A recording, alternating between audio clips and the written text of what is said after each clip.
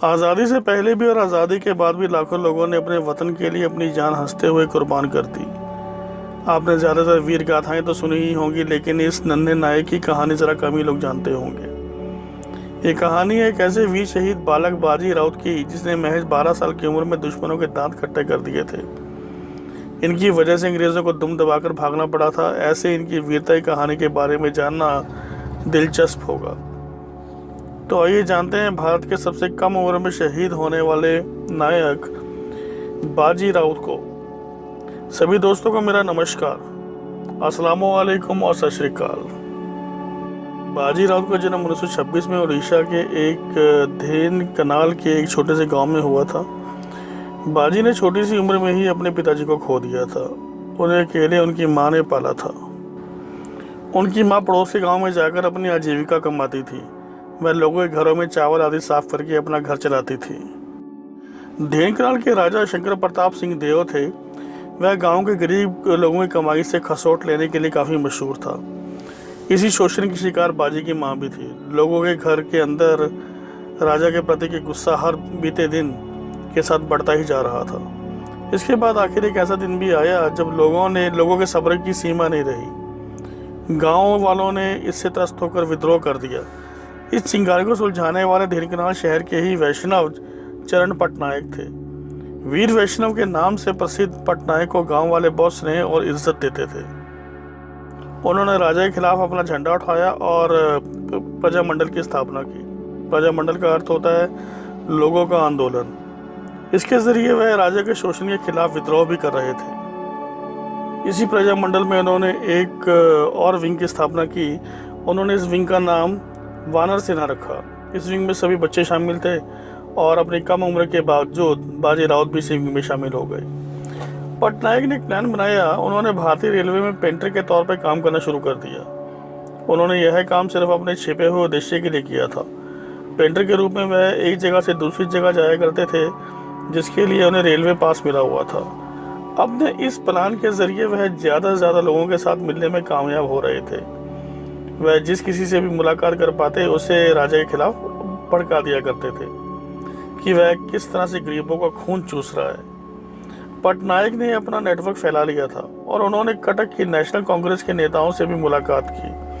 उन्होंने उन नेताओं का ध्यान अपने राज्य की दयनीय हालत की ओर दिलाना चाहा। अपने द्वारा की गई कई कोशिशों के बाद उन्होंने मार्क्सिस्ट क्रांतिकारी विचार पढ़ने शुरू कर दिए। मार्क्स के विचारों से वह इतना ज़्यादा प्रभावित हुए कि उन्होंने अपने गांव के ही हारा मोहन पटनायक के साथ मिलकर प्रजामंडल आंदोलन की स्थापना की थी। यह आंदोलन धीरे धीरे जन जन तक पहुंचने लगा। जब इस आंदोलन ने जोर पकड़ा तो पड़ोसी राजाओं ने ढेंकनाल के राजा की मदद के लिए कदम बढ़ाए। वह जनता के इस विद्रोह को निर्ममता से कुचल देना चाहते थे। कई पड़ोसी राजाओं ने सैन्य बल भी भिजवा दिया ताकि वह जनता के विद्रोह की चिंगारी को बुझा सके। इसके साथ ही अंग्रेज़ों ने भी कलकत्ता से अपनी सेना का एक दस्ता भिजवा दिया।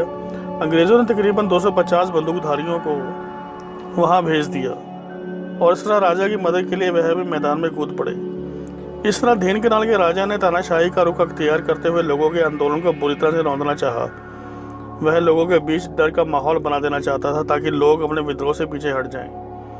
इसके बाद राजा शंकर प्रताप ने लोगों पर राजभक्त कर या ईमानदारी कर भी लगाना शुरू कर दिया। इसके बाद जो लोग यह कर नहीं चुका पाते थे उनके घरों को हाथियों से कुचलवा दिया जाता था। उनकी संपत्ति जब्त कर ली जाती थी और उनका शोषण होता था। इस बात से उड़ीसा के लोग और भी ज़्यादा आक्रोशित हो गए और प्रजामंडल आंदोलन और भी अधिक भड़क गया। यह पहले से भी ज़्यादा अधिक मजबूती से उभरा। अब राजा इस जन आंदोलन से बहुत ज़्यादा परेशान हो गया था। जनता ने उसके शोषण के खिलाफ उसकी नाक में दम कर रखा था। इसके बाद उसने आंदोलन के नेता वीर वैष्णव को ही सीधे तौर पर निशाना बनाया।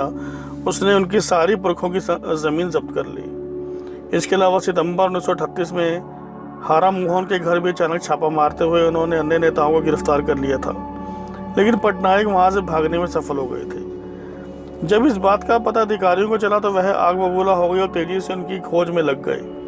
उनके कानों में खबर पड़ी कि वीर भुवन नाम के एक गाँव में छिपे हैं। खबर लगते ही राजा ने इस गांव के ऊपर अंग्रेजी सैन्य बल के साथ हमला कर दिया। वह उन गांव वालों से वीर का पता मांग रहे थे, लेकिन गांव वालों ने अपनी जुबान नहीं खोली।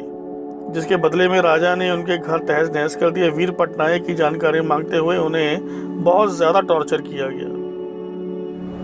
इस दौरान अधिकारियों के कानों में खबर लगी कि वीर नदी को पार करते हुए इस गांव से भी फरार हो गए हैं। वह गांव वालों की सुरक्षा के लिए ब्राह्मणी नदी में तैरकर दूसरी ओर भाग गए थे। इस बात की भनक लगते ही सैन्य बल को उनके पीछे लगा दिया गया, लेकिन उस सैन्य टुकड़ी को रोकने के लिए गांव वाले सामने आकर एक चेन की तरह खड़े हो गए। वह उस सेना को वहां से आगे नहीं बढ़ने दे रहे थे, जिसके बाद सेना ने उन पर अंधाधुंध गोलियां बरसानी शुरू कर दी। इस फायरिंग में 2 लोगों की मौत भी हो गई थी।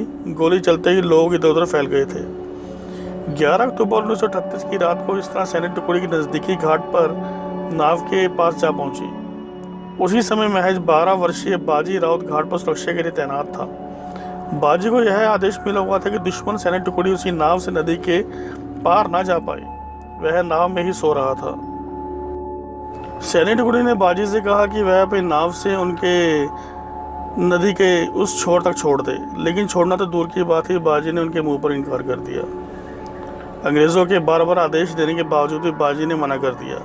इसके बाद अंग्रेजी सैनिक बौखला गए और उन्होंने बाजी के सिर पर बंदूक की बट को तेज से मारा कि उनके सिर में फ्रैक्चर हो गया। नन्ही सी उम्र में उसके साथ अंग्रेजों का ऐसा बर्ताव वाकई में ही उनकी क्रूरता को दिखाता था। बाजी के ऊपर किया गया यह प्रहार इतना तेज था कि वह जमीन पर गिर पड़ा।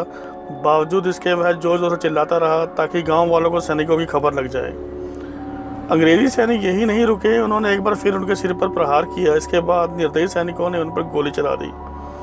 जब गांव वालों को इस बात का पता चला तो उनके क्रोध की कोई सीमा नहीं रही। सभी गांव वाले गुस्से में घटनास्थल पर दौड़ते हुए आए। जब ब्रिटिशर्स ने उन्हें आते हुए देखा तो वह डर गए और बहुत घबरा गए। इसके बाद वे सभी वीर पटनायक का पीछा करना तो दूर, बल्कि गांव से दूर अपनी जान बचाते हुए भागने लगे। वो बाजी के नाव में सवार होकर भागने लगे। जाते जाते उन्होंने गोलियां भी बरसानी शुरू कर दी, जिसमें 4 और लोगों की मौत हो गई। इसके बाद वैष्णव पटनायक इन सभी शहीदों के शरीर को ट्रेन के जरिए कलकत्ता ले गए। वहाँ लोग उन्हें लाल सलाम का नारा लगाते हुए लेने पहुंचे। वहाँ बाजी राउत और अन्य शहीदों के शव को दाह संस्कार के लिए कलकत्ता की गलियों से होते हुए मान सम्मान के साथ ले जाया गया। उन्हें देखने के लिए हजारों लोगों की संख्या में लोग उमड़ पड़े।